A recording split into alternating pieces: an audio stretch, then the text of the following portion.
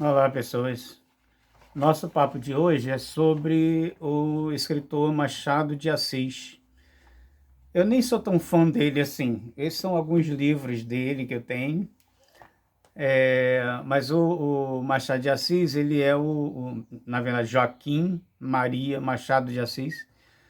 É o principal escritor do realismo brasileiro e o cara que, na verdade, que trouxe o realismo para o Brasil, né, com o lançamento em 1881 de Memórias Póstumas de Brás Cubas.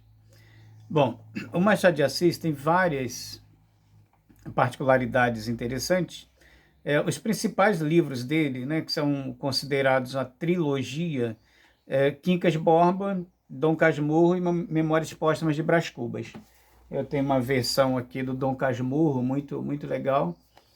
O Quincas Borba, Memórias Póstumas de Brás Cubas, também tá por aqui, que é a chamada trilogia dele. Bom, o Machado de Assis nasceu no Rio de Janeiro, no Morro do Livramento, e era filho foi filho de pais pobres. O pai era um pintor de parede, a mãe era uma portuguesa lavadeira, e os avós tinham sido escravos. O Machado de Assis, ele é um escritor negro, só que não assume a negritude dele. Tá? Isso é uma particularidade muito interessante, né, na obra dele. Não é bonita, evidentemente, porque o Machado de Assis ele não compra a briga, né, da causa negra. É bom lembrar que ele escreveu ainda durante o período da escravidão, tá? Mas ele não se meteu nessa história, nesse caso, para defender a, a comunidade negra. É como se o Machado de Assis tivesse se auto-branqueado, ou seja, na intenção de ter as benesses da sociedade, porque assim, o Machado de Assis não atua na periferia, ele é o cara que fica ali pelo centro do Rio de Janeiro, tá? E ele tem a intenção de ascender socialmente. E para ascender socialmente, ele se vale da inteligência dele, da sagacidade dele, mas aí a cor da pele seria, naquele contexto, algo impeditivo para o seu progresso, a sua ascensão social. Então, o que ele faz? Ele passa a se comportar como se fosse branco, ele se auto-branqueia, até para ser aceito naquela sociedade. Então, vamos a um caso recente, de um personagem recente que tem um perfil parecido, que é o Pelé. Né? Só que diferente do Machado de Assis, né, o Pelé, já num período de liberdade, não tem nada a ver com Machado de Assis, atuou num período de escravidão. Mas o Pelé, por exemplo, ele não comprou a causa negra, ele não abraçou a causa negra, é um cara que tem voz no mundo todo, né, mas que se comporta como um branco. Né? Não existe nenhuma relação entre Pelé e a causa negra, combate ao racismo. Aliás, eu acho até que o Pelé talvez nem reconheça a existência do racismo, né? Porque ele se comporta como um sujeito branco, né? Infelizmente, porque ele tem um espaço de voz muito grande, mas não comprou a causa jamais. O Machado de Assis também atuou dessa forma. Na fase inicial,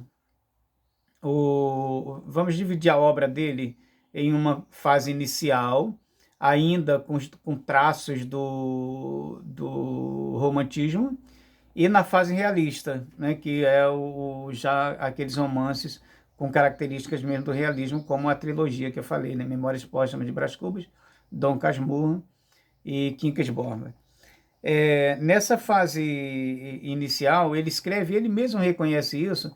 Esses primeiros livros dele, como A Mão e a Luva, A Ressurreição, ele escreve como para publicar, ser bem aceito, vender bastante e ganhar dinheiro. Então, porque naquele momento, né, a literatura que interessava a estética literária que interessava ao público daquele momento era o realismo, perdão, o romantismo. Então ele escreve ainda naqueles com características do romantismo. Depois é que ele assume a identidade realista de fato. Então a obra inicial dele, os livros ainda com características do romantismo, é como se fosse o ganha-pão dele, né? Ele escreve para vender. Depois é que ele produz de fato a obra realista.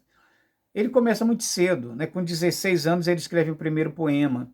Com 17 ele está já no primeiro emprego. Então o Machado de Assis ele não estudou, ele não frequentou a universidade. Ele é um autodidata, né? Ele frequentou a escola primária e depois foi trabalhar, não teve paciência, ou não se interessou pela escola, ou não e acabou saindo e para o trabalho, né? Precisava ganhar dinheiro também, esse negócio todo. Então, o Machado de Assis não frequentou a universidade. Mas as pessoas que leem a obra dele, a linguagem dele é tão rebuscada que dá a impressão que ele, de fato, foi um cara com além da faculdade, né? E não foi um autodidata.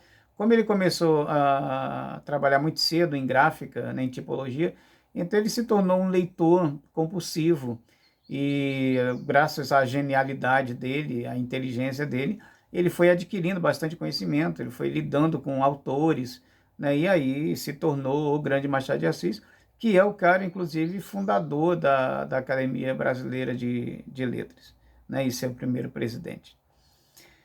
Bom, eu vi aqui nos meus rascunhos o que mais eu coloquei para não esquecer de falar sobre o Machado de Assis. Bom, esse contato dele com a elite branca, né, ele faz com que ele queira estar ali. Então, é como se fosse a situação assim, se ele comprasse a causa dos negros, né, se ele fosse um combatente da escravidão, é como se ele fosse queimar o próprio filme. É como se ele imaginasse, eu sou preto, querendo ascender socialmente entre os brancos, se eu comprar essa causa negra, eu serei rejeitado nesse ambiente. Então ele silencia. Na obra dele inicial, na primeira fase, a escravidão nem é mencionada, né? Na segunda fase, realista, a escravidão é mencionada, mas não como denúncia, é denunciada como normalidade. Não há o Machado de Assis não está preocupado em denunciar a escravidão. Tá? Ele também contou com com o apoio de autores, né, para se tornar quem ele se tornou, como é o caso do Manuel Antônio de Almeida, que é o cara que escreveu Memórias de um Sargento de Milícias. Esse cara se torna uma espécie de padrinho literário do Machado de Assis. E aí ele vai adquirindo espaço, né, nessa sociedade branca. Deixa eu ver mais. Assim, o Machado de Assis, né, ao se envolver com essa sociedade branca, ele não quer ser o oprimido, ele quer ser o opressor. Sabe aquela coisa de quando o oprimido deseja ser opressor? O Machado de Assis não se identificava com o oprimido, ele se identificava com o opressor porque ele estava participando daquela sociedade, daquela elite branca que o aceitava, né, embora preto, porque ele fazia o jogo daquela elite. Tá? Então, assim, você tem vários autores na nossa literatura que foram branqueados depois de morte. O cara, as fotos que aparecem, né, nos livros didáticos são como se o cara fosse branco e, na verdade, o cara foi negro. Esse processo de branqueamento aconteceu na nossa literatura, na nossa história, como uma forma sacana assim, de não admitir que um negro pudesse ser tão importante, pudesse ter ido tão além do que era imposto ou esperado para ele. Então, vários autores foram branqueados. Não é o caso do Machado de Assis. O Machado de Assis ele se auto-branqueou. Ele não foi branqueado nas fotografias anos depois de morto. Ele já se considerava um branco. Tá? Ele não gostava de referências a ele como mulato ou como mestiço ou nada disso. Ele se comportava efetivamente como um branco. Tá?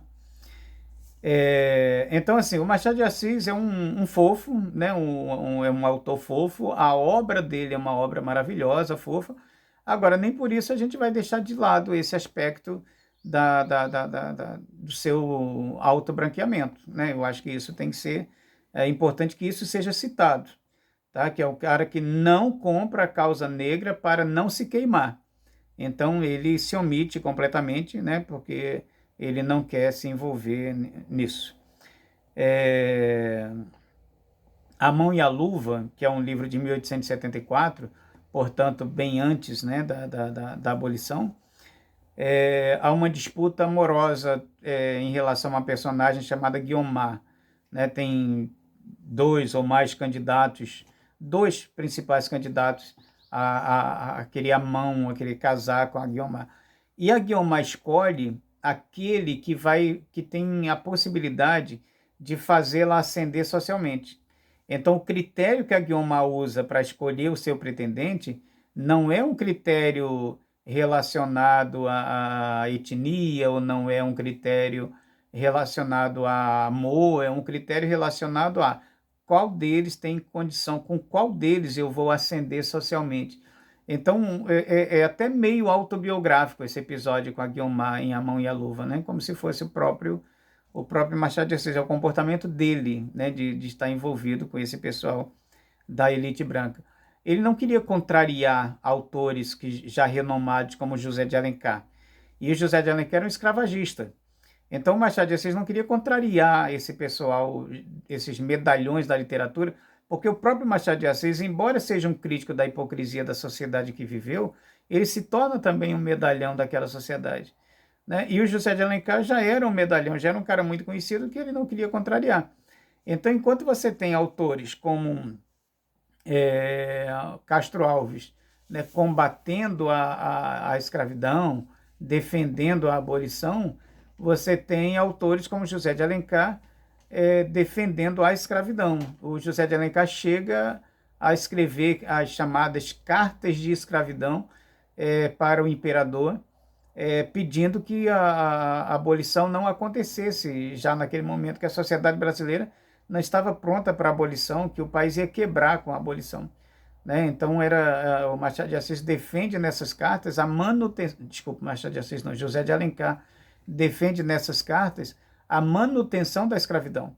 Então, o Machado de Assis, na condição de homem preto, mas querendo espaço entre os brancos, ele prefere não contrariar, não comprar essa briga. Como eu já disse, na fase realista, a escravidão até aparece, mas aparece como normalidade, não aparece como denúncia, não. Ele chega a falar, a citar de nomes de instrumento de tortura, né, que os senhores de escravos usavam, como o vergalho. Isso aparece na obra do Machado de Assis. No livro Memórias Póstumas de Brás Cubas, tem um personagem que é um escravo alforriado, e esse escravo alforriado, ele se torna um escravagista. Ele compra escravos, negocia escravos e ele tortura escravos. Há uma cena, inclusive, em que ele está torturando um escravo. E um outro personagem que aparece pedindo para ele parar de bater no cara. Então, ou seja, a escravidão aparece ali com normalidade. O Machado de Assis ele faz o discurso do branco. Ele não compra a causa negra, ele não faz a defesa do negro. Voltando lá no José de Alencar, que o Machado de Assis, a quem o Machado de Assis não pretendia contrariar, o José de Alencar explica a criação do povo brasileiro por um processo muito tranquilo, envolvendo Solove, né, porque é um português com uma brasileira, né, Iracema, a Virgem dos Lábios de Mel, nesse livro que ele trata disso. Então, o povo brasileiro surge da união de um português com uma índia, e a partir daí, né, não há agressividade, não há violação de direitos, não há nada disso, simplesmente só love, e assim surge o povo brasileiro, sem a presença do africano. Tá? O José de Alencar não reconhece a participação africana na formação do povo brasileiro. Na cabeça dele, a formação do povo brasileiro se deu com um português e uma brasileira, e pronto, e foi só amor. Quer dizer, é uma história que não corresponde à realidade, né? E que era um cara já extremamente conhecido. Então, Machado de Assis não queria encrenca com ele. Outra coisa interessante na obra do Machado é no que diz respeito à traição conjugal. O triângulo amoroso do Machado de Assis é invertido. Não é o homem que trai, é a mulher.